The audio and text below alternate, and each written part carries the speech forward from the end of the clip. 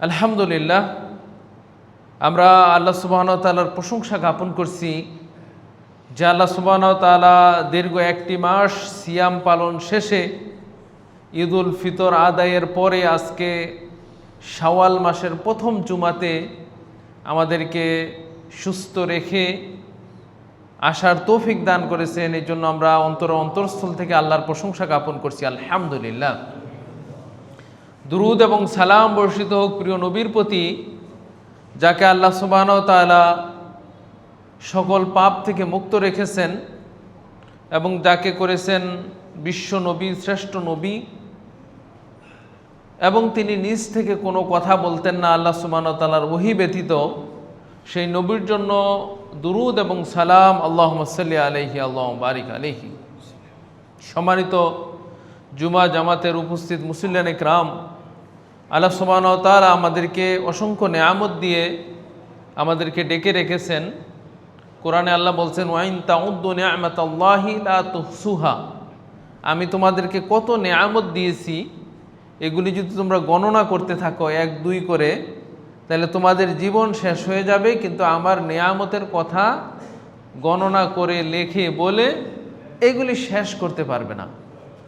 তো আল্লাহ সুবহানাহু ওয়া তাআলা আমাদেরকে যে নেয়ামত দিয়েছেন তার মধ্যে অন্যতম নেয়ামত হলো যে আমরা আমাদের মুখের মাধ্যমে কথা বলতে পারি, আমাদের মনের ভাব প্রকাশ করতে পারি, সুখ দুঃখ অন্যের কাছে শেয়ার করতে পারি, নিজের মনের চাহিদা, মনের আবেগ এটা আমরা ব্যক্ত করতে পারি নির্দ্বিধায়, নির্ভাবনায় এবং কোনো পয়সা ছাড়া। মোবাইলে কথা বললে অনেক টাকা খরচ হয়, কিন্তু মুখ দিয়ে আপনি যত কথা বলেন এটা আপনার টাকা খরচ হয় না। এই যে একটা নেয়ামত আল্লাহ আমাদেরকে দিয়েছেন। সম্মানিত উপস্থিতি, এই জন্য যে কোনো নেয়ামত আল্লাহ সুবহানাহু ওয়া তাআলা দিলে এটা কিন্তু আল্লাহ জিজ্ঞাসা করবেন, ও আম্মা বিনিআমাতি রব্বিকা ফাহাদ্দিস। আল্লাহ সুবহানাহু ওয়া তাআলা যে নেয়ামতগুলি দিয়েছেন, এই নেয়ামতগুলি আল্লাহ সুবহানাহু ওয়া তাআলা দিয়েছেন আমরা যাতে এটাকে সর্বোত্তম ভালো ব্যবহার করি, জান্নাতে যাওয়ার পথে যাতে আমরা নিজেকে এগিয়ে নিতে পারি, এই নেয়ামতটা ব্যবহার করে, এটাই আল্লাহর উদ্দেশ্য। কিন্তু দেখা যায় যে এই মুখের ভাষা, কথা বলা, এটার দ্বারা যেমন আমরা ভালো কাজও করতে পারি, মন্দ কাজও হয়ে যায়।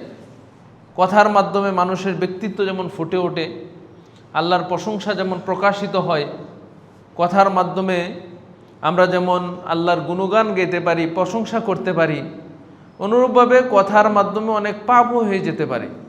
কোনো টাকা পয়সা ছাড়াই আপনার অনেক পাপ হয়ে যেতে পারে। তা আমরা রমাদানের আগে আপনাদের সামনে একটা বিষয় নিয়ে আলোচনা করেছিলাম যে কথার মাধ্যমে যত পাপ হয়, এরকম অন্তত 10টা পাপের কথা আমরা বলেছিলাম যে সেটা কথার মাধ্যমে হয়। আল্লাহ সুবহানাহু ওয়া তাআলা যদি আমাদেরকে মুখটা না দিতেন, অন্তত মুখ দিলেও যদি কথা বলার সামর্থ্য না দিতেন, যেমন বোবা লোকগুলি আছে না, যে মুখ আছে ঠিকই, জিহ্বা আছে ঠিকই, কিন্তু তারা কথা বলতে পারে না। আল্লাহ সুবহানাহু ওয়া তাআলা সূরা আর রহমানের মধ্যে বলেছেন, আর রহমান দয়াময় সে আল্লাহ, আল্লামাল কোরআন, তিনি তোমাদেরকে কোরআন শিক্ষা দিয়েছেন। খালাকাল ইনসানা ওয়া আল্লামাহুল বায়ান, তিনি মানুষ সৃষ্টি করেছেন এবং কথা বলা তিনি শিক্ষা দিয়েছেন। অন্য আয়াতে আল্লাহ সুবহানাহু ওয়া তাআলা বলছেন, আলাম নাজআল লাহু আইনাইন, আমি কি তোমাদেরকে 2টা চোখ দেই নাই, মানে আমি দিয়েছি 2টা চোখ। ওয়া লিসানা ওয়া শাফাতাইন, তোমাদেরকে একটা জিহ্বা দিয়েছি, 2টা ঠোঁট দিয়েছি।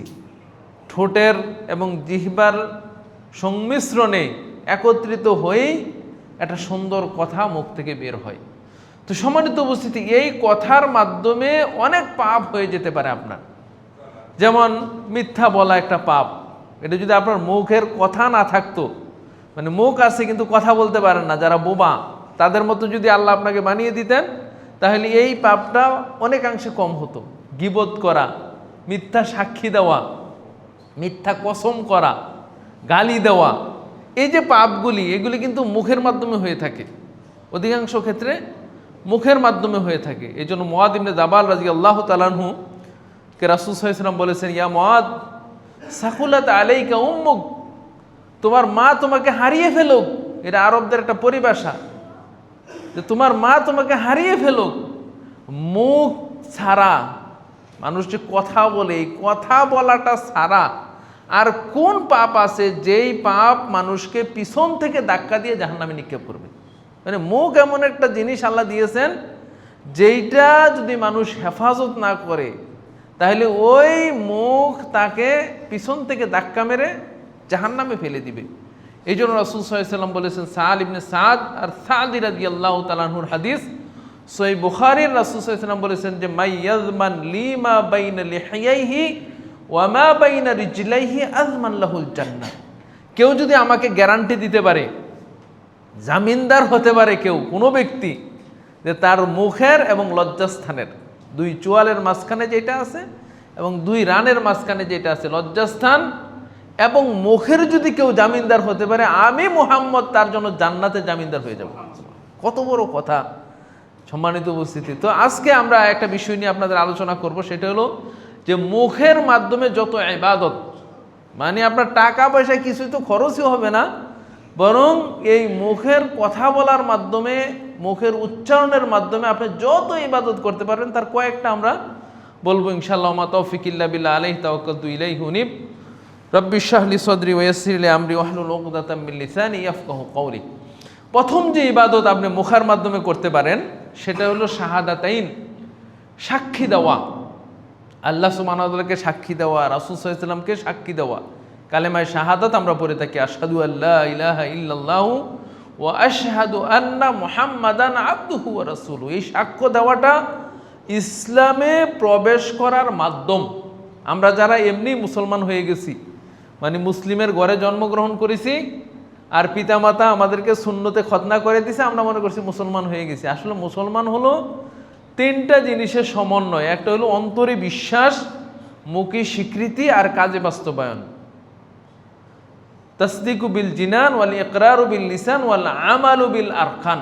অন্তরে বিশ্বাস, আপনি মুসলমানের ঘরে জন্ম নিয়েছেন, কিন্তু আপনার অন্তরে যদি আল্লাহর বিশ্বাস না থাকে যে আল্লাহ একজন আছেন, রাসূল সাল্লাল্লাহু আলাইহি ওয়াসাল্লাম শেষ নবী, কোরআন আমাদের আপনার ধর্মীয় বিধিবিধানের গ্রন্থ, পরকাল আছে, এইরকম বিষয়গুলি যদি আপনার অন্তরে বিশ্বাস না থাকে আর এটা যদি মুখে আপনার প্রকাশে না হয় আর কাজে বাস্তবায়ন না হয়, তাহলে আপনি মুসলমান না।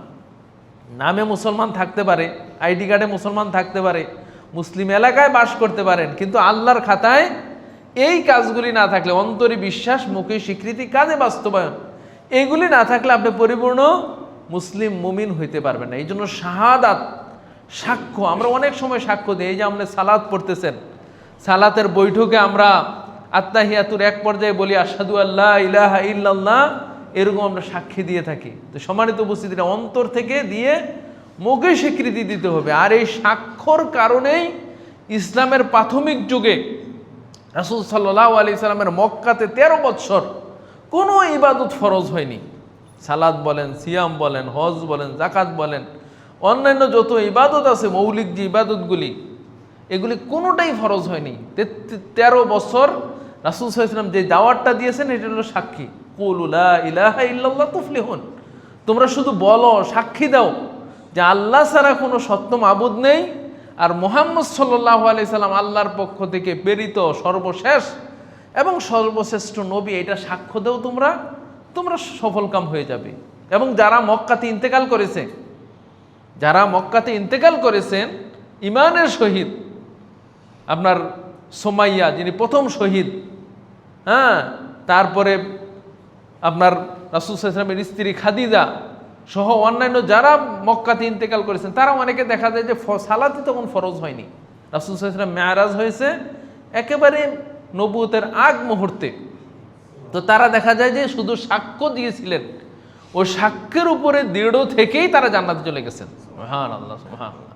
তাহলে দেখেন, এমনকি আবু তালেব রাসূল সাল্লাল্লাহু আলাইহি ওয়াসাল্লামের চাচা, তিনি মৃত্যুর সময় উপস্থিত হয়েছে, তখন রাসূল কি বলছেন যে হে চাচা, আপনি শুধু সাক্ষ্য দেন, লা ইলাহা ইল্লাল্লাহ সাক্ষ্য দেন, ওয়াহাজ্জু বিকা ইনদাল্লাহ, আমি আল্লাহর কাছে এটা দলিল পেশ করব যে আমার চাচা দ্বীনের পথে আছে, সত্যের পথে আছে। কিন্তু তিনি অন্তরে বিশ্বাস ছিল যে মুহাম্মদ সাল্লাল্লাহু আলাইহি সাল্লাম আল্লাহর নবী, রাসূল। এমন এই জন্য কাফেররা রাসূল সাল্লাল্লাহু আলাইহি সাল্লামের উপরে শারীরিক নির্যাতনের সুযোগ পায়নি, তারা মানে সাহসী করেনি আবু তালেবের কারণে। কিন্তু তিনি অন্তরে বিশ্বাস ছিল, কিন্তু বিশ্বাস থাকলে কি হবে কি, তিনি মুখে স্বীকার করার সাহস পান নাই। যখন ইন্তেকাল সময় চলে এলো তখন আবু জাহেল অন্যান্য নেতারা উতবা সাহেবা এসে আবু তালেবকে বলতেছেন যে আতারকাব আন মিল্লাতি আব্দুল মুত্তালিব, আপনি আপনার পিতা আব্দুল মুত্তালিবের ধর্ম ত্যাগ করবেন, আপনার বাতিজার যে নতুন ধর্ম ওইটা আপনি গ্রহণ করবেন। ওইদিকে রাসূল সাল্লাল্লাহু আলাইহি ওয়াসাল্লাম বলতেছেন, ইয়া আম্মি, আপনি শুধু একবার কালেমা পাঠ করেন, সাক্ষী দেন, আমি আল্লাহর কাছে এইটি দলিল পেশ করব। কিন্তু পরবর্তীতে আবু তালেব সাক্ষী দেন নাই। তাহলে বুঝেন যে সাক্ষীটার কত গুরুত্ব, মানে মুখে স্বীকৃতিটার কত গুরুত্ব, এটা আবু তালেব এখন বুঝতেছে। রাসূল সাল্লাল্লাহু আলাইহি ওয়াসাল্লাম বলেছেন যে সবচেয়ে কম শাস্তি দেওয়া হবে আবু তালিবকে। তার শাস্তি কি? 2 জোড়া জুতা পরিয়ে দেওয়া হবে, 1 জোড়া জুতা, আগুনের জুতা পরিয়ে দেওয়া হবে, আর কোনো শাস্তি নেই, শরীরে কোনো শাস্তি নেই, শুধু 1 জোড়া জুতা আগুনের পরিয়ে দেবে। ওই উত্তাপে আপনার মাথার মধ্যে টকবক করতে থাকবে, মাথাটা টকবক করতে থাকবে। সম্মানিত উপস্থিত, তাইলে এই সাক্ষী দেওয়া শাহাদাতের কাজটা আমরা মুখের মাধ্যমে করতে পারি। 2 নম্বর যে গুরুত্বপূর্ণ ইবাদত সেটা হলো জিকির করা। এই যে আল্লাহর জিকির, এটা গুরুত্বপূর্ণ ইবাদত। আল্লাহ বলছেন ইয়া আইয়ুহাল্লাযীনা আমানু যকুরুল্লাহা যিকরান কাসীরা, ও ঈমানদাররা তোমরা বেশি বেশি আল্লাহর জিকির করো। সালাতের কথা কিন্তু আল্লাহ বলেন না যে বেশি বেশি করো, মানে কোনো ইবাদতের কথা ওইভাবে বলেন নাই, যেভাবে জিকিরের কথা বলছেন যে বেশি বেশি করো। কারণ কি, জিকির আপনি এমন একটা ইবাদত, মুখের এমন একটা ইবাদত যা আপনি সারাক্ষণ করতে পারবেন। আপনি হাঁটতেছেন, মানে কোনো কিন্তু কাজ নাই, এমন ইচ্ছা করলে সালাতও পড়তে পারবেন না, হ্যাঁ, যাকাতও হয়তো দিতে পারবেন না, হজ করা তো অনেক দূরের কথা, অনেক কাজে আপনি করতে পারবেন না, কারণ আপনি কাজে আছেন, হাঁটতেছেন, যাচ্ছেন কোথাও, কিন্তু জিকির চালু থাকবে। আপনি মুখে মুখে জিকির করেন, কে আপনাকে বাধা দিবে? কেউ বাধা দিবে না। আপনি জিকির করতে থাকেন, দেখা গেল আপনি বাজার থেকে ঘুরে আসছেন, হাজার হাজার নেকি আপনার সাথে যুক্ত হয়েছে। আবার আরেকজন দেখা যায় বাজারে গেছে কিন্তু একটা নেকিও হয় নাই। কারণ কি? আপনি মুখে জিকিরটা করেছেন, আল্লাহকে স্মরণ করেছেন, আল্লাহর জিকির করেছেন। এই জন্য জিকিরের মাধ্যমে মানুষের মুখ মানে ক্লান্ত হয় না। জিকির এমন একটা ইবাদত যে যেটার মধ্যে আমরা সালাত পড়তে পড়তে আপনার শরীর ক্লান্ত হয়ে যেতে পারে, পা ব্যথা করতে পারে, হ্যাঁ, অধিক দান করলে আপনার টাকা নষ্ট হয়ে, মানে টাকার মধ্যে আপনার শর্ট করতে পারে। কিন্তু জিকির এমন একটা ইবাদত, এই জন্য আল্লাহ বলছেন যে তোমরা বেশি বেশি জিকির করো। আল্লাহ অন্য আয়াতে আল্লাহ বলছেন ফাযকুরুনি আযকুরকুম, তোমরা আমাকে স্মরণ করো, আমি তোমাদেরকে স্মরণ করব। তোমরা আমার জিকির করো, আমি তোমাদের জিকির করব। আল্লাহ জিকির করবেন অর্থ কি? আমরা জিকির করব অর্থ হলো আমরা আল্লাহর বরত্ব, মহত্ব, পবিত্রতা ঘোষণা করব। আর আল্লাহ সুবহানাহু ওয়া তাআলা আমাদের জিকির করবেন মানে আল্লাহ সুবহানাহু ওয়া তাআলা আমাদেরকে ক্ষমা করে দিবেন, আল্লাহ সুবহানাহু ওয়া তাআলা আমাদেরকে রহম করবেন, আল্লাহ সুবহানাহু ওয়া তাআলা আমাদেরকে দয়া করবেন। এটা হলো আল্লাহ সুবহানাহু ওয়া তাআলার জিকির। এই জন্য হাদিসে সহিহ বুখারীর 4705 নম্বর হাদিসে আবু হুরায়রা রাদিয়াল্লাহু তাআলা আনহু বলেন, ইয়াকুলুল্লাহু তাআলা, আল্লাহ সুবহানাহু ওয়া তাআলা বলতেছেন হাদিসে কুদসি, আনা ইনদা যান্নি আবদি বিহি, আমি আমার বান্দার ধারণা মতো তার সাথে থাকি। কথাটা একটু বোঝার চেষ্টা করুন, কঠিন কথা কিন্তু। আল্লাহ বলতেছে যে আমি আমার বান্দার ধারণা মতো তার সাথে থাকি, মানে আপনি আল্লাহকে যেভাবে পেতে চান আল্লাহ এভাবে আপনার সাথে আছে। আপনি যদি মনে করেন যে আল্লাহ আমার বিপদ আপদ বালা মুসিবত দুঃখ কষ্ট আল্লাহই যথেষ্ট, তিনি আমাকে রক্ষা করবেন, তাইলে আল্লাহ বলতেছেন আমি তোমার সাথে এভাবেই থাকবো, মানে তোমার রক্ষা করব। আর আপনি যদি মনে করেন যে আল্লাহ তো আসেনি, কিন্তু এইটা না হইলে হবে না, অমুকের কাছে না গেলে হবে না, এইটা না করলে হবে না, তাহলে আল্লাহ বলছে ঠিক আছে আমিও আছি, তুমি ওইটার মাধ্যমে সমাধান করো। মানে তুমি আমাকে যেভাবে চাও, যেভাবে তুমি আমাকে চাও আমি তোমার সাথে এভাবেই আছি। আপনি যদি মনে করেন যে আমার হালাল দ্বারাই আমার জীবন চলবে, আল্লাহ বলেন যে আমি তোমাকে হালাল দ্বারাই চলাবো। আর যদি মনে করেন যে না হালালি কয়টা টাকা বেতন এটা কি চলবে, তাহলে আল্লাহ বলেন ঠিক আছে তুমি তো আমার ব্যাপারে এই ধারণা করেছো, তো তুমি এইভাবেই চলো। সম্মানিত উপস্থিতি, এই জন্য আল্লাহ বলতেন বান্দা আমাকে যেভাবে ধারণা করে আমি তার সাথে এভাবেই আছি। তারপরে আল্লাহ সুবহানাহু ওয়া তাআলা বলতেছেন ইযা যাকারতানি ফি নাফসি যাকারতুহু ফি নাফসি, কেউ যদি আমাকে মনে মনে জিকির করে, মনে মনে আল্লাহকে স্মরণ করতেছেন, আল্লাহর পবিত্রতা ঘোষণা করতেছেন, আল্লাহর জিকির করতেছেন, আল্লাহর বরত্ব প্রকাশ করতেছেন, তখন আল্লাহ সুবহানাহু ওয়া তাআলা মনে মনে আপনার জিকির করেন, মানে আপনাকে সাহায্য সহযোগিতা করেন। ওয়াইন যাকারতানি ফি মালাই যাকারতুহু ফি মালাইন খায়রুম মিনহু। আর কোনো মজলিসে কোনো ব্যক্তির সামনে যখন আমার জিকির করে কোনো বান্দা, তখন আমি তার চেয়ে আরো বড় মজলিসে তাকে স্মরণ করি। সুবহানাল্লাহ। তাহলে দেখেন, আপনি আল্লাহকে যেভাবে স্মরণ করবেন এভাবে আল্লাহ সুবহানাহু ওয়া তাআলা আপনাকে স্মরণ করবেন, আপনার সাহায্য সহযোগিতায় এগিয়ে আসবেন। তো সম্মানিত উপস্থিতি, তাইলে জিকির হলো এমন একটা গুরুত্বপূর্ণ ইবাদত। আরেকটা হাদিস আসছে তিরমিজিতে 3377 নম্বর হাদিস। আবু দারদা রাদিয়াল্লাহু তাআলা আনহু বলেন, রাসূল সাল্লাল্লাহু আলাইহি ওয়াসাল্লাম বলেছেন যে আলা উনাব্বিউকুম বিখাইরি আমালিকুম, আমি কি তোমাদেরকে একটা ভালো আমলের খবর দেব না? আজকা ইনদা মালিকিকুম, যেই আমলটা তোমাদের মালিক, তোমাদের প্রভু আল্লাহর কাছে সবচেয়ে পবিত্রতম আমল। ওয়া আরফা বিহা দারাজাতিকুম, আর যেই আমলটা তোমাদের মর্যাদার স্তরকে উন্নীত করে দিবে। খায়রুল লাকুম মিন ইনফাকিন যাহাবিন ওয়া ফিদ্দা, স্বর্ণ রৌপ্য ব্যয় করার চেয়ে উত্তম সেই আমলটা। সুবহানাল্লাহ। ওয়া খায়রুল লাকুম মিন আন তালকাউ আদুওয়াকুম ফাতাদরিবু আনাকাকুম ওয়া তাদরিবু আনাকাহুম, বলতেছেন যে তোমরা এই আমলটা, তোমরা শত্রুদের সাথে মোকাবেলা করবে, যুদ্ধ জিহাদে যাবে, এমন অবস্থায় যে তারা তোমাদেরকে মারবে আর তোমরা তাদেরকে মারবে, মানে একেবারে মুখোমুখি যুদ্ধে, এইরকম যুদ্ধের চাইতে উত্তম এত বড় আমল। তাহলে কয়টা কথা বললেন? এক নম্বর হলো যে তোমাদেরকে উত্তম আমল, দুই নম্বর তোমাদের প্রভুর নিকটে এটা পবিত্রতম কাজ, তিন নম্বর হলো এটা তোমাদের মর্যাদাকে উন্নীত করবে, চার নম্বর এটা হলো তোমরা ধন সম্পদ যে ব্যয় করো আল্লাহর রাস্তায় এটার চাইতে উত্তম, পাঁচ নম্বর হলো এইটা তোমরা যুদ্ধ জেহাদ করবে এটার চাইতে উত্তম। তখন সাহাবীগণ বলেন, ইয়া রাসূলুল্লাহ, বলেন এটা কি? তখন আল্লাহ রাসূল সাল্লাল্লাহু আলাইহি ওয়াসাল্লাম বলেন, যিকরুল্লাহি তাআলা, আল্লাহর জিকির করা। সুবহানাল্লাহ, আল্লাহকে স্মরণ করা, আল্লাহর জিকির করা। চিন্তা করে দেখুন যে এই সকাল হয়েছে, ফজরের পর থেকে কয়জন জিকির করেছেন? দেখা যায় অনেক সময় যে আমরা সারাদিন চলে যাই কিন্তু আল্লাহর স্মরণ নাই। সুবহানাল্লাহ, আলহামদুলিল্লাহ, আল্লাহু আকবার, লা ইলাহা ইল্লাল্লাহ বলবো, সময় পাই না আমরা, মানে সময় পাই না, মানে স্মরণেই আসে না যে এটা তো করা দরকার। সম্মানিত উপস্থিতি, জিকিরের কিছু কিছু আছে বিধিবদ্ধ জিকির, যেমন 5 ওয়াক্ত সালাতের পরে কিছু কিছু জিকিরকে আপনার নির্ধারণ করে দেওয়া আছে, কিছু কিছু জিকির আছে আপনার সকাল বিকাল জিকির, আর আমভাবে জিকির আপনার সারাদিন আপনি জিকির করতে পারেন। লা হাওলা ওয়ালা কুওয়াতা ইল্লা বিল্লাহ, হ্যাঁ, আলহামদুলিল্লাহ, সুবহানাল্লাহ, আল্লাহু আকবার, লা ইলাহা ইল্লাল্লাহ। এই যে জিকিরগুলি, এগুলি আপনি আমভাবেই করতে পারেন। এই জিকিরগুলি মুখের মাধ্যমে উচ্চারিত হয়, সারাদিন করলে এক টাকাও খরচ হবে না, শরীরেরও তেমন ক্ষতি হবে না, কারণ আল্লাহ মুখটাকে এভাবেই বানিয়েছেন, সারাদিন কথা বললেও কোনো সমস্যা হবে না। তো সম্মানিত উপস্থিতি, তাইলে এটা আমাদের একটু চেষ্টার দরকার, একটু মানে আমাদের একটু খেয়ালে আনা দরকার যে আমরা জিকিরের মাধ্যমে আল্লাহ সুবহানাহু ওয়া তাআলার সন্তুষ্টি অর্জন করব। আল্লাহ আমাদেরকে বোঝার এবং আমল করার তৌফিক দান করুন। একজন সাহাবী আব্দুল্লাহ ইবনে বাশির রাদিয়াল্লাহু তাআলা আনহু, তিনি বলেন যে একজন লোক রাসূল সাল্লাল্লাহু আলাইহি ওয়াসাল্লামের কাছে এসে বললেন, ইয়া রাসূলুল্লাহ, ইসলামের শরীয়তের বিধিবিধান তো অনেক বিধিবিধান, তো আপনি আমাকে যে ফা আখবিরনি বিশাইইন আতাসাব্বাতু বিহি, আমাকে এমন একটা ইবাদতের কথা বলেন যেটার উপর আমি দৃঢ় থাকতে পারি, এমন একটা ইবাদতের কথা আমাকে বলেন।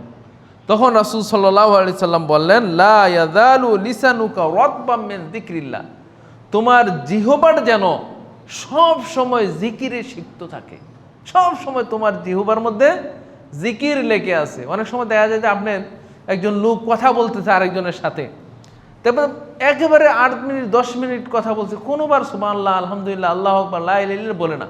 কিন্তু আরবদের সাথে আপনি কথা শুনে দেখবেন যে ওরা সুবহানাল্লাহ, আলহামদুলিল্লাহ, আল্লাহু আকবার, ইন্না লিল্লাহ, আস্তাগফিরুল্লাহ, মানে এই জিকিরগুলি দেখুন ওদের কথার ফাঁকা ফাঁকা আছে, আল্লাহি, মানে আল্লাহর নাম বিভিন্নভাবে চলে আসে।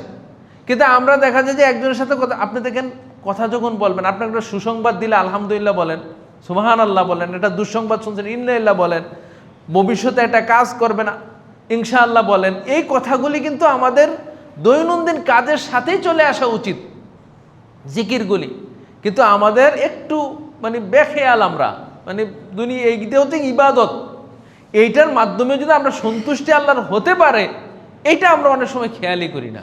আমরা মনে করি সালাতে আসছি এইটাই ইবাদত। আপনার সালাত তো ইবাদত নিঃসন্দেহে, কিন্তু আপনার দৈনন্দিন কাজে, দৈনন্দিন জীবনে, কথাবার্তায়, চাল চলনে এইগুলি আপনি ইবাদতে পরিণত করতে পারেন।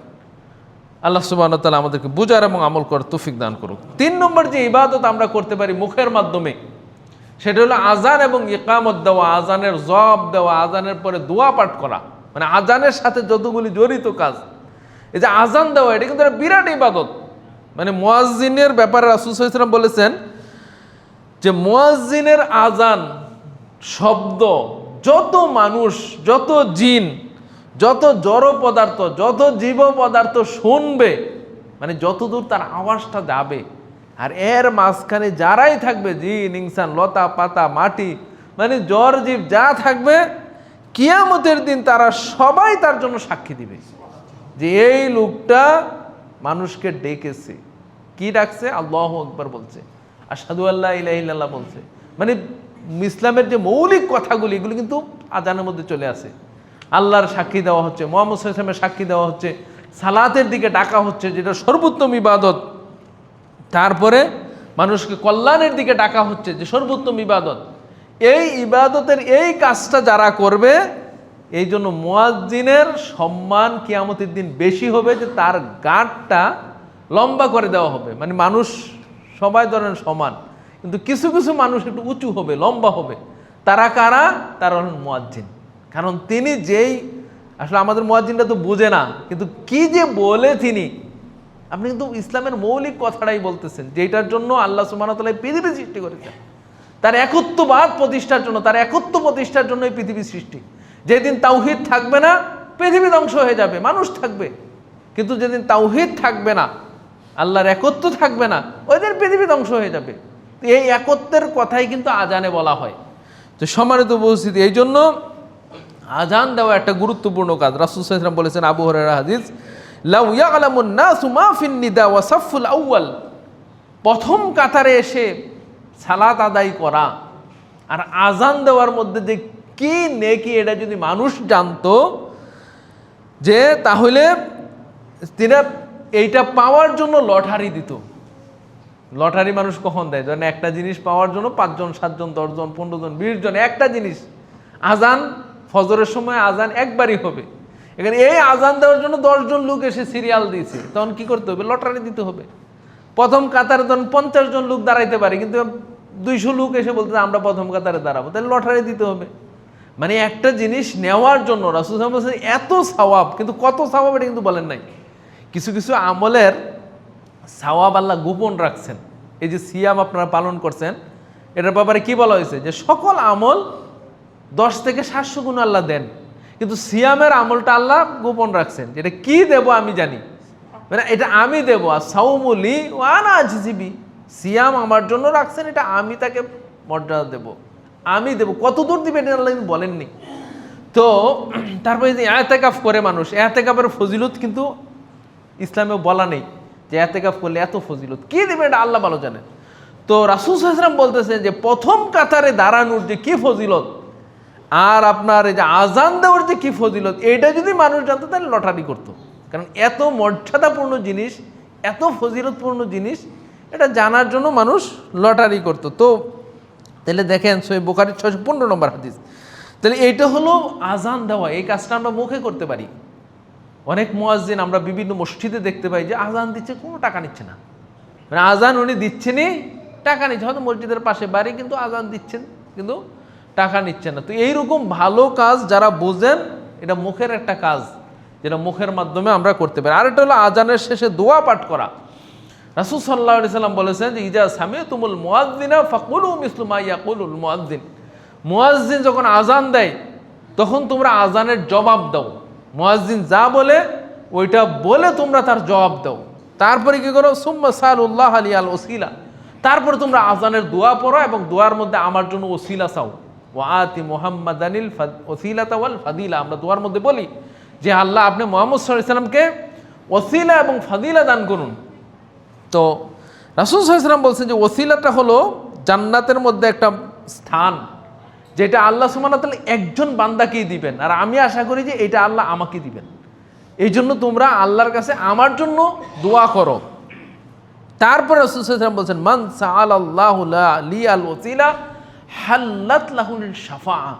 কেউ যদি আজানের পরে, মানে আজানের জবাবগুলি দেয়, দুরূদ পড়ে এবং দোয়া পড়ে, তার জন্য আমার শাফায়াত ওয়াজিব হয়ে যায়। সুবহানাল্লাহ। তাহলে দেন কত বড় আমল।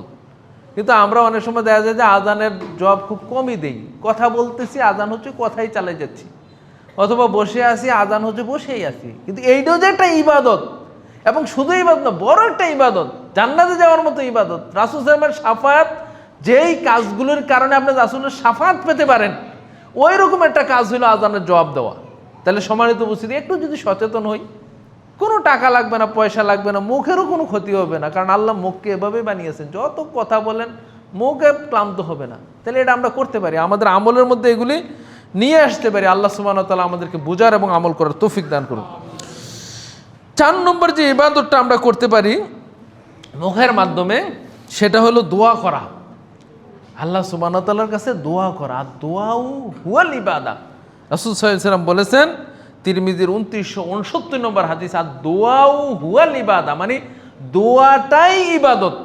মানে আমরা যত ইবাদত করি, অন্য হাদিস আছে মুখফুল ইবাদা, মানে ইবাদতের মগজ, মূল দোয়াটাই ইবাদত। মানে আমরা অনেক সময় মনে করি যে দোয়া মানে ইবাদতের আগে পরের কিছু অংশ না, দোয়া যে আমরা করতেছেন এইটাও একটা ইবাদত। এবং দেখেন, আপনি প্রত্যেক কাজের সাথে দোয়া জড়িত আছে। আপনি ঘুমাতে যাবেন, একটা দোয়া আছে, কিন্তু ঘুম থেকে উঠবেন, একটা দোয়া, ঘর থেকে বের হবেন, একটা দোয়া, ঘরে প্রবেশ করবেন, একটা দোয়া, বাজারে যাইবেন, ওইখানে একটা দোয়া আছে, মসজিদে প্রবেশ করবেন, দোয়া আছে, মসজিদ থেকে বের হবেন, দোয়া আছে, খাবারের আগে দোয়া আছে, পরে একটা দোয়া আছে। মানে ইসলাম এমনভাবে সাজিয়ে দিয়েছেন আপনাকে যে আপনি এইগুলি দৈনন্দিন জীবনের আমল, এবং এগুলির কোনো সম্পদ ব্যয় হবে না, আপনার মুখের মাধ্যমেই করতে পারেন। দোয়া এমন একটা গুরুত্বপূর্ণ ইবাদত যে আপনি কাপড় পরিধান করবেন, এটার জন্য একটা দোয়া আছে, খুলবেন এটার জন্য দোয়া করবেন, টয়লেটে যাবেন দোয়া আছে, বের হবেন দোয়া আছে। এগুলি অনেক সময় দেখা যায় আমরা খেয়ালই করি না, মানে জীবন চলে যাচ্ছে তো যাচ্ছেই। কিন্তু সম্মানিত উপস্থিতি, একটু যদি আমরা খেয়াল করি, একটু যদি সচেতন হই, তাহলে এইগুলি একেবারে খুবই সহজ আমল, যেগুলি আমরা মুখের মাধ্যমে করতে পারি। এই জন্য রাসূল সাল্লাল্লাহু আলাইহি ওয়াসাল্লাম বলছেন যে দোয়াও হুয়াল ইবাদা। এই যে সালাতে আসছি আমরা, সালাতের অর্থ কি? সালাত আরবি শব্দ, সলাত, এর অর্থ হলো দোয়া। মানে সালাত শব্দের অর্থই দোয়া। মানে আপনি যে সালাতে আসছেন, দাঁড়াইছেন, কি পড়ি আমরা? এই যে আমি প্রথমে হাত বেঁধে আল্লাহুম্মা বা'আদ বাইনি ওয়া বাইনা খাতি, কি বলতেছি? যে আল্লাহ, আপনি আমাকে এবং আমার মাঝখানে আমার যে গুনাহগুলি আছে, এগুলিকে মাশরিক এবং মাগরিব, পূর্ব পশ্চিমের মধ্যে আপনি পার্থক্য করে দেন। হে আল্লাহ, আপনি আমার গুনাহগুলিকে বিল মাই ওয়াস সালজি ওয়াল বারাদ, তুষার বরফ দিয়ে আমাকে দৌত করে দিন। যেমনিভাবে সাদা কাপড় মানুষ দৌত করে, অপরিচ্ছন্ন হলে দৌত করে যেমন পরিষ্কার করে, আপনি আমাকে এভাবে পরিচ্ছন্ন করে দিন। দেখেন, আপনি সানা পড়লেন, এটা পরে আবার সূরা ফাতিহা পাঠ করি, দোয়া ইহদিনাস সিরাতাল মুস্তাকিম, সবচেয়ে বড় দোয়া, যে আপনি আমাকে সরল সঠিক পথ দেখান। আপনি রুকুতে গেলেন, দোয়া পড়তেছেন, রুকু থেকে দাঁড়াইলেন, দোয়া পড়তেছেন, সিজদায় গেলেন, দোয়া পড়তেছেন, সিজদার মাঝখানে দোয়া পড়তেছেন। মানে সালাতের প্রতিটা কাজই হলো দোয়া। সম্মানিত উপস্থিতি, তাইলে দোয়া সালাতের অপর নামই হলো দোয়া। কিন্তু আমরা যেটা সালাত দোয়া এটা বুঝি না, আমরা মনে করি সালাত একটা ইবাদত, সালাতের পরে করতে হবে দোয়া। মুনাজাত অনেক সময় আমরা করেছি অনেকদিন, আলহামদুলিল্লাহ এখন এই বিদআতটা আমাদের থেকে দূর হয়েছে। কিন্তু অনেক জায়গায় এখনো আছে যে আপনি যদি দোয়াটা মানে সালাতের পরে মুনাজাত না করেন, মনে করেন অসম্পূর্ণ, যে দোয়াই করলেন না। আর দোয়া তো শেষ হয়ে গেল, সালাম ফিরালেন মানে আল্লাহর কাছে চাওয়া শেষ হয়ে গেল। এই জন্য রাসূল সাল্লাল্লাহু আলাইহি ওয়াসাল্লাম বলছেন যে তোমরা সিজদার ব্যাপারে বলা আছে যে তোমরা আকরাবু মা ইয়াকুনুল আবদু মির রাব্বিহি ওয়া হুয়া সাজিদ, বান্দা যখন সিজদা দেয় তখন সে সবচেয়ে আল্লাহর নিকটবর্তী হয়। এবং দেখেন, আপনাকে আমাকে যে শরীরের গঠনটা তৈরি করা হয়েছে এটা সিজদার জন্য।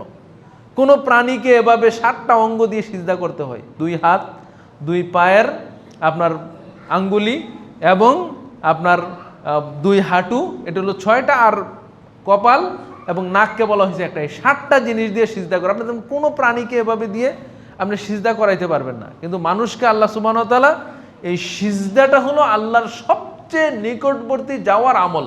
এই জন্য রাসূল সাল্লাল্লাহু আলাইহি ওয়াসাল্লাম বলছেন যে বান্দা যখন সিজদায় যায় তখন সে আল্লাহর সবচেয়ে নিকটবর্তী হয়ে যায়। তখন তোমরা কি করবে? ফাকসিরু ফিহি দোয়া, আর ওই সিজদায় যে তোমরা বেশি বেশি দোয়া করো। আপনার কি চাওয়া, কি পাওয়া, কি সমস্যা, কি আপনি বিপদে আছেন, দোয়া করেন আপনি।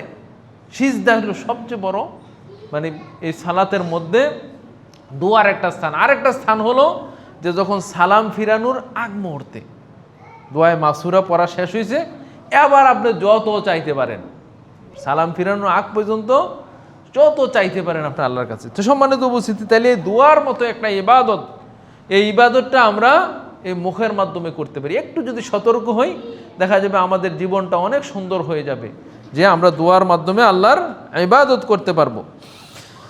5 নম্বর যে ইবাদত আমরা করতে পারি সেটা হলো শুকরিয়া আদায়, শুকুর, আল্লাহ সুবহানাহু ওয়া তাআলার শুকরিয়া আদায় করা। এই যে আল্লাহ আমাদেরকে মানুষ হিসাবে বানিয়েছেন, সুস্থ রেখেছেন, দিন বোঝার তৌফিক দান করেছেন, সালাতে আসার তৌফিক দান করেছেন, আমাদেরকে একটা সুন্দর পরিবার দিয়েছেন। এইরকম যত আল্লাহর নিয়ামত স্মরণ করে করে শুকরিয়া আদায় করা। আল্লাহ রাব্বুল আলামিন বলছেন, লাইন শাকারতুম লাযিদান্নাকুম, তোমরা আমার যদি শুকরিয়া আদায় করো আমি তোমাদেরকে আরো বৃদ্ধি করে দেব, আরো বাড়িয়ে দেব। ওয়ালাইন কাফারতুম ইন্না আযাবি লাশাদীদ, আর যদি কুফরি করো, না পেয়েও যে পাই নাই, কিছু দেয় নাই, হয় নাই, হ্যাঁ, তাহলে যদি কুফরি যদি তোমরা করো তাহলে তোমাদের জন্য কঠিন শাস্তির ব্যবস্থা রয়েছে। সম্মানিত উপস্থিতি, এই জন্য শুকরিয়া আদায়ের মতো এই নিয়ামত, এটা আলহামদুলিল্লাহ, আপনি আলহামদুলিল্লাহ মন থেকে বলা। এখন যারা হার্টের বিজ্ঞানী, মানে হার্টের ডাক্তার, তারা বলে যে মানুষ যদি চিন্তার মধ্যে থাকে, না শুকরিয়ার মধ্যে থাকে, পাই নাই বলার মধ্যে থাকে, আরো লাগবে, এইটা কিন্তু মানুষের শরীরের জন্য মারাত্মক ক্ষতি। এবং মানুষ যখন প্রফুল্ল থাকে, মানে সে যদি তার যে যা পাইছে তা নিয়ে যদি সে মানে খুশি থাকে, এটা তার জন্য শরীরের জন্য ভালো। তো এটা আল্লাহ সুবহানাহু ওয়া তাআলা তো সেই প্রথম বলে দিয়েছেন। প্রথম যখন আদম আলাইহিস সালামকে সৃষ্টি করে আল্লাহ সুবহানাহু ওয়া তাআলা প্রথম যে কাজটা আদম আলাইহিস সালাম করেছিলেন, তিনি হাসি দিয়েছিলেন, আর কি বলছেন? আলহামদুলিল্লাহ। মানে প্রথম যে আদম আলাইহিস সালামের মুখ থেকে যে কথাটা বের হয়েছিল, তার রূহ দেওয়ার সাথে সাথে তিনি হাসি দিয়েছেন, আলহামদুলিল্লাহ বলেছেন, যে এটা হলো হাসির জবাব। এই যে আলহামদুলিল্লাহ, আমরা যে সালাতে দাঁড়াই, প্রথম যেই কোরআন থেকে বলে আলহামদুলিল্লাহি রাব্বিল আলামিন, ঘুম থেকে উঠি কি বলি? আলহামদুলিল্লাহিল্লাযী আহইয়ানা বা'দা মা আমাতানা, খাওয়া শেষ করি আলহামদুলিল্লাহ, পোশাক পরি আলহামদুলিল্লাহিল্লাযী কাসানি হাযা ওয়া রাযাকানি মিন গায়রি হাওল। কিছু কিছু বিষয় তো আল্লাহ বলে দিয়েছেন যেগুলো দোয়া আপনি আলহামদুলিল্লাহ দিয়ে করতেই হবে। তারপরে আপনি যদি সার্বিক জীবন নিয়ে আপনি যদি বলতে পারেন যে আলহামদুলিল্লাহ, আল্লাহ আমাকে যা দিয়েছেন অনেক দিয়েছেন, আলহামদুলিল্লাহ, কত যে আপনার প্রশান্তি, আর আমি পাই নাই, খাই নাই, অমুকের বেশি, আমার কিছু নেই, এইটাই কিন্তু মানসিক মানে যন্ত্রণা, মানুষের সবচেয়ে বেশি কষ্টকর। এই জন্য রাসূল সাল্লাল্লাহু আলাইহি ওয়াসাল্লাম বলছেন যে উনজুরু ইলা মান আসফালা মিনকুম, তোমাদের নিচে যারা আছে তাদের দিকে তাকাও। তুমি একটা বাড়িতে থাকতেছো, অনেকের আছে বাড়ি নাই, রাস্তার ঘাটে অনেকে থাকতেছে, নিচের দিকে তাকাও। তোমার শরীর সুস্থ আছে, অনেকে অসুস্থ। তোমার 2টা হাত ভালো আছে, অনেকের একটা হাত নেই। তোমার পা ভালো আছে, আরেকজনের পা নেই। এই জন্য রাসূল সাল্লাল্লাহু আলাইহি ওয়াসাল্লাম বেশি বলছেন কি, যে হাসপাতালে যাও আর কবরে যাও, এই 2 জায়গায় যাওয়ার কথা বেশি বলা আছে, এবং ফজিলত বলা আছে। রুগী দেখতে যাওয়ার ফজিলত, অনেক ফজিলত। একজন লোক যদি সকালে রুগী দেখতে যায়, তাহলে 70,000 ফেরেশতা বিকাল পর্যন্ত তার জন্য দোয়া করে। কারণ কি? কারণ রুগী দেখতে গেলে মানুষের মনে একটা হাসে যে আল্লাহু আকবার, এই লোকের এত টাকা, এত ক্ষমতাবান ব্যক্তি আছে, রুগী হয়ে বিছানায় পড়ে আছে, হাসপাতালে পড়ে আছে, আর আমি কিছু নেই, কিন্তু আলহামদুলিল্লাহ শরীরটা ভালো আছে। আমরা যখন কবরস্থানে যান তখন দেখতে পাবেন যে কত লোক, কত স্বপ্ন ছিল তাদের, কত বল ছিল, কত ক্ষমতা ছিল, কত দাপট ছিল, কিন্তু আজকে কবরে চলে গেছে, কিন্তু আপনাকে এখনো বেঁচে আছেন। তো সম্মানিত উপস্থিতি, এইভাবে আল্লাহর শুকরিয়া আদায়, এটা আমরা মুখের মাধ্যমে আলহামদুলিল্লাহ বলার মাধ্যমে করতে পারি। আল্লাহ আমাদেরকে বোঝার এবং শুকরিয়া আদায় করার তৌফিক দান করুন। 6 নম্বর যে ইবাদত, সেটা হলো তাসবিহ, তাহলিল। হ্যাঁ, সুবহানাল্লাহ, আলহামদুলিল্লাহ, আল্লাহু আকবার, লা ইলাহা ইল্লাল্লাহ, 4টা জিকিরকে রাসূল সাল্লাল্লাহু আলাইহি ওয়াসাল্লাম আহাব্বুল আমাল আহাব্বুল কালাম বলেছেন। সহিহ মুসলিমের 2137 নম্বর হাদিস, সামুরাতা ইবনে জুনদুব রাদিয়াল্লাহু তাআলা আনহু বলেন, আহাব্বুল কালামি ইলাল্লাহি আরবা, পৃথিবীতে যত কথা আছে সমস্ত কথার চেয়ে আল্লাহর কাছে প্রিয় কথা হলো 4টা। 1 নম্বর হলো সুবহানাল্লাহ, 2 আলহামদুলিল্লাহ, 3 লা ইলাহা ইল্লাল্লাহ, 4 আল্লাহু আকবার। এটা আমরা একসাথেও বলতে পারবেন, সুবহানাল্লাহ, আলহামদুলিল্লাহ, লা ইলাহা ইল্লাল্লাহু, আল্লাহু আকবার, এটাও বলতে পারেন।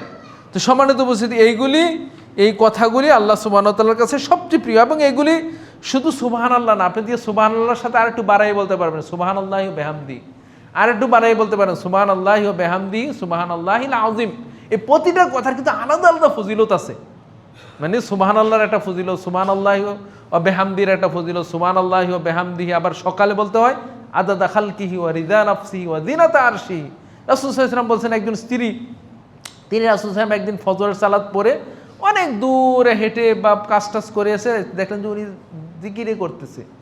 তখন তিনি বলছেন যে তুমি এখনো জিকির করতেছো? বলছে হ্যাঁ আল্লাহ রাসূল, সকালের জিকির। তখন বলছে আমি তোমাকে এমন একটা জিকির শিক্ষা দেবো যেটা যদি তুমি সকালে 3 বার পাঠ করো তাহলে তুমি যে এতক্ষণ জিকির করছো এটা সমান হবে। সেটা কি? এইটা সুবহানাল্লাহি ওয়া বিহামদিহি আদাদা খালকিহি ওয়া রিদা নাফসিহি ওয়া জিনাতা আরশিহি। এইটা যদি তুমি 3 বার পাঠ করো তাহলে এই যে দীর্ঘ সময় 1.5-2 ঘন্টা তুমি জিকির করছো এটার চেয়ে আরো উত্তম হবে। সুবহানাল্লাহ। তাহলে সকালে এটা পড়ার জিকির। তাইলে সম্মানিত উপস্থিতি, তাইলে সুবহানাল্লাহ এটা একটা জিকির, আলহামদুলিল্লাহ এটা একটা জিকির, লা ইলাহা ইল্লাল্লাহ, আল্লাহু আকবার। সুবহানাল্লাহর সাথে আরো আছে সুবহানাল্লাহি ওয়া বিহামদিহি ওয়া সুবহানাল্লাহিল আযীম। এটার ব্যাপারে তো সহিহ বুখারীর শেষ হাদিস, রাসূল সাল্লাল্লাহু আলাইহি ওয়াসাল্লাম কি বলেছেন যে কালিমাতানে খাফিফাতানে আলাল লিসান, 2টা বাক্য আছে যেটা বলতে খুব সহজ। ও হাবিবাতান ইলার রহমান, আল্লাহর কাছে খুব প্রিয়, রহমানের কাছে খুব প্রিয় এটা। ও সাকিলাতানা ফিল মিজান, আর মিজানের পাল্লায় খুব ভারী হবে। এটা কি? সুবহানাল্লাহি ওয়া বিহামদিহি সুবহানাল্লাহিল আযীম। কয়বার বলছেন? মানে আমরা বলি না, এটা আম জিকির, আপনি দিনে 100 বার বলতে পারেন, 5 বার, 10 বার, 15 বার বলতেই পারেন। তাহলে এই জিকিরগুলি আমাদের মুখকে সর্বদাই আল্লাহর জিকিরে সিক্ত রাখতে হবে। এটাও একটা ইবাদত যেটা মুখের মাধ্যমে আমরা করতে পারি, সেটা হলো সুবহানাল্লাহ, আলহামদুলিল্লাহ, আল্লাহু আকবার। আল্লাহ আমাদেরকে বোঝার তৌফিক দান করুক। 7 নম্বর যে ইবাদত সেটা হলো তিলাওয়াতুল কোরআন, কোরআন তেলাওয়াত। এটা মুখের মাধ্যমে করি। আলহামদুলিল্লাহ, আপনার রমজান গেছে, অনেকে তো 2-3 খতম দিয়ে দিচ্ছেন, কিন্তু রমজান চলে গেছে, এখন কোরআন শেষ, আবার সেই তাকের উপরে উঠেই রাখবেন গিলাপ পরে সুন্দর করে চুমু দিয়ে যে এটার কাজ শেষ না। ওরা রমজান আমাদেরকে বেশি ইবাদত করেছেন, কিন্তু আপনি দেখেন রমজানে অন্তত যারা 1 খতম দিয়েছেন, প্রতিদিন 1 পারা পড়েছেন 20 পৃষ্ঠার মতো, তো এখন আপনি তো 2 পৃষ্ঠা পড়েন প্রতিদিন। এইটাও যদি না হয় তাহলে কেমন হবে? সবচেয়ে উত্তম ইবাদত বলা হয়েছে যে এই কোরআন তেলাওয়াত করা। সম্মানিত উপস্থিতি, এই কোরআন তেলাওয়াত, এই কোরআন মানুষকে সুপারিশ করবে। কি বলে সুপারিশ করবে? ইয়া রব মানাতুহুন নাওমা বিল্লাইলি, হে রব আমি তাকে রাতে ঘুমাতে নিষেধ করেছি, একটু সময় আপনি কোরআন পাঠ করবেন, এই কোরআন তেলাওয়াত করবেন। এইটা আপনার জন্য সুপারিশ করবে কিয়ামতের দিন। আপনাকে সুপারিশ করে আল্লাহ সুবহানাহু ওয়া তাআলার সেই যে নিয়ামতপূর্ণ জান্নাতে আপনি নিয়ে যাবেন। তো এই সম্মানিত উপস্থিতি, এই কোরআন তেলাওয়াতের কাজটা আমরা মুখের মাধ্যমে করতে পারি। কোরআন তেলাওয়াতের এই কাজটা আমরা মুখের মাধ্যমে করতে পারি। তো এই কোরআন, ওমর রাদিয়াল্লাহু তাআলা আনহু বলছেন, ইন্নাল্লাহা ইয়ারফাউ বিহাদাল কিতাবি আকওয়ামান ওয়া ইয়াযাউ বিহাল আখারিন। এই কিতাবের মাধ্যমে আল্লাহ সুবহানাহু ওয়া তাআলা কোন জাতিকে উন্নতির শিখরে পৌঁছিয়েছেন, আবার কাউকে অপমানিত করেছেন। তা আমরা যদি উন্নতির শিখরে নিজেকে নিয়ে যেতে চাই তাহলে কোরআনের সাথে থাকতে হবে, কোরআন শিখতে হবে, কোরআন পড়তে হবে, কোরআন বুঝতে হবে, কোরআন অনুযায়ী আমল করতে হবে। রাসূল সাল্লাল্লাহু আলাইহি সাল্লাম কিয়ামতের দিন একটা বিষয়ে তিনি আল্লাহ সুবহানাহু ওয়া তাআলার কাছে এই উম্মতের ব্যাপারে নালিশ পেশ করবেন, যেটা আল্লাহ রাব্বুল আলামিন সূরা ফুরকানের মধ্যে বলেছেন, ওয়া ক্বালা রাসূলু ইয়া রব ইন্না হাযাল কওম ইত্তাখাযু ইন্না হাযাল কুরআনা ইত্তাখাযু হাযাল কুরআনা মাহজুরা। হে আমার রব, আমার এই জাতি কোরআনকে পরিত্যাগ করেছে, সালাত পরিত্যাগ করছে। এটা বলে কিন্তু আর রাসূল ইয়ে করবেন না, মানে আল্লাহর কাছে নালিশ পেশ করবে না, যাকাত দেন নাই, হজ করেন নাই, শুধু একটা কথা বলবে, কারণ এই কোরআন রাসূল সাল্লাল্লাহু আলাইহি ওয়াসাল্লামকে মর্যাদাবান করেছে। এই যে রমজান মাস গেল, কেন এত মর্যাদাবান? কোরআন নাজিল হয়েছে। এই যে লাইলাতুল কদর, কেন এত মর্যাদাবান? কোরআন নাজিল হয়েছে। আমরা রাসূল সাল্লাল্লাহু আলাইহি ওয়াসাল্লাম কেন শ্রেষ্ঠ নবী? কারণ তার কাছে আল্লাহ কোরআন নাজিল করেছেন। আমরা যে শ্রেষ্ঠ উম্মত কেন? কোরআনের কারণে। সমস্ত কিছু হলো কোরআনের কারণে। কিন্তু এই কোরআন আমরা অধিকাংশই পড়তে জানি না, যারা পড়তে জানি তারাও পড়ি না। সম্মানিত উপস্থিতি, মুখের একটা ইবাদত হলো এই কোরআন তেলাওয়াত করা। আল্লাহ আমাদেরকে বোঝার এবং কোরআন তেলাওয়াতের সাথে কোরআন তেলাওয়াত করার তৌফিক দান করুন। 8 নম্বর যে কাজ সেটা হলো ভালো কাজের আদেশ, মন্দ কাজের নিষেধ, দাওয়াতি কাজ করা। এটা মুখের একটা কাজ। মুখের মাধ্যমে আপনি অন্যায় দেখলে বাধা দিবেন, হ্যাঁ, মুখের মাধ্যমে ভালো কথা বললেন, মন্দ কাজ থেকে নিষেধ করতে পারেন। 9 নম্বর যে কাজ সেটা হলো তাওবা ইস্তেগফার করা। আল্লাহর কাছে আমরা আস্তাগফিরুল্লাহ, এটা হলো সবচেয়ে ছোট বাক্য। অন্যায়ের কথা স্মরণ করে, নিজের পাপের কথা স্মরণ করে আস্তাগফিরুল্লাহ। হাঁটতেছেন এইটি বলেন আস্তাগফিরুল্লাহ, আল্লাহ এই পাপটা হয়ে গেল, এই অন্যায়টা হয়ে গেল, এই পাপের যদি তুমি শাস্তি দাও তাহলে আমার রক্ষা নেই, আস্তাগফিরুল্লাহ। আর একটু বৃদ্ধি করে আস্তাগফিরুল্লাহ ওয়া আতুবু ইলাইহি, হে আল্লাহ আপনার কাছে ক্ষমা চাচ্ছি এবং তাওবা করতেছি। আর একটু বৃদ্ধি করে বলতে পারেন আস্তাগফিরুল্লাহ আল্লাযী লা ইলাহা ইল্লা হুয়াল হাইয়ুল কাইয়ুম ওয়া আতুবু ইলাইহি। যতটুকু পারেন। তাহলে দেখেন এই আস্তাগফিরুল্লাহ বলা মানে আল্লাহর কাছে ইস্তেগফার করা, তাওবা করা, এইটা একটা মুখের একটা অন্যতম ইবাদত। কত পাপ করি কিন্তু অতবার আস্তাগফিরুল্লাহ বলি না। আল্লাহর কাছে অন্তর দিয়ে পাপের জন্য অনুতপ্ত হয়ে পাপের করেছি এটা নিজেকে ধিক্কার দিয়ে যদি আপনি আস্তাগফিরুল্লাহ বলতে পারেন, আল্লাহ বলছেন আমি ক্ষমা করে দেব। কারণ আত-তাওবাতু হুয়ান নাদাম, রাসূল সাল্লাল্লাহু আলাইহি ওয়াসাল্লাম বলছেন তাওবাটা হলো নিজেকে ধিক্কার দেওয়া, যে আমি এটা কেন করলাম, এটা তো করা উচিত হয়নি, আমি আর করব না, এটাই হলো তাওবা। কিন্তু মৃত্যুর সময় যে একটা হুজুর ডেকে নিয়ে আসো তাওবা পরে, এটা তাওবা না। তাওবা ওইটা না। আপনার তাওবা হলো আপনি অন্তর থেকে ঘৃণা আসা, অন্তর থেকে ধিক্কার আসা, অন্তর থেকে নিজেকে আপনার চরমভাবে ধিক্কার দেওয়া, যেই কাজটা আমার দ্বারা হয় নাই, করা উচিত হয় নাই। সম্মানিত উপস্থিতি, তাহলে তাওবা ইস্তেগফার এটা আমরা মুখের মাধ্যমে করতে পারি। সর্বশেষ যেটা বলবো সেটা হলো দুরুদ পাঠ করা, রাসূল সাল্লাল্লাহু আলাইহি ওয়াসাল্লামের প্রতি দুরুদ পাঠ করা। এটা মুখের একটা ইবাদত।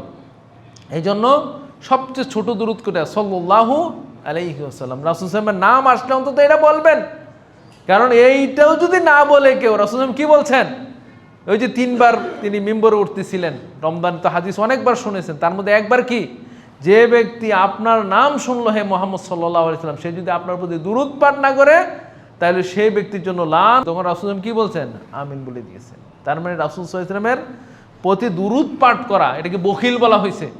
যে ব্যক্তি দুরূদ পাঠ করে না তাকে বখিল বলা হয়েছে। এই জুমার দিনের একটা অন্যতম আমল হলো রাসূল সাল্লাল্লাহু আলাইহি ওয়াসাল্লামের প্রতি দুরূদ পাঠ করা। সম্মানিত উপস্থিতি, আল্লাহ সুবহানাহু ওয়া তাআলা আমাদেরকে যেই মুখের যে ইবাদতগুলি সেগুলি বুঝার এবং আমল করার তৌফিক দান করুন। আমি আবার একটু সংক্ষিপ্তভাবে 10টা ইবাদতের কথা বলে দিচ্ছি। একটা হলো শাহাদা দেওয়া, হ্যাঁ, আশহাদু আল্লা ইলাহা ইল্লাল্লাহ, এটা বলা। তারপর জিকির আজকার করা, আজান ইকামত এবং আজানের পরে দোয়া পাঠ করা। 4 নম্বর হলো দোয়া করা, এটা মুখের ইবাদত। 5 নম্বর হলো শুকরিয়া আদায় করা, আলহামদুলিল্লাহ বলতে পারা মুখ থেকে। 6 নম্বর হলো তাসবিহ, তাহলিল, তাহমিদ, সুবহানাল্লাহ, আলহামদুলিল্লাহ, ওয়ালা ইলাহা ইল্লাল্লাহ, আল্লাহু আকবার, লা হাওলা ওয়ালা কুওয়াতা ইল্লা বিল্লাহ, এগুলি বলা। 7 নম্বর হলো কোরআন তেলাওয়াত করা। 8 নম্বরে হলো ভালো কাজের আদেশ, মন্দ কাজের নিষেধ করা। 9 নম্বরে তাওবা ইস্তেগফার করা এবং 10 নম্বরে রাসূল সাল্লাল্লাহু আলাইহি ওয়াসাল্লামের প্রতি দুরূদ পাঠ করা। আল্লাহ সুবহানাহু ওয়া তাআলা আমাদেরকে এই ইবাদতগুলি যথাযথভাবে পালন করার তৌফিক দান করুন।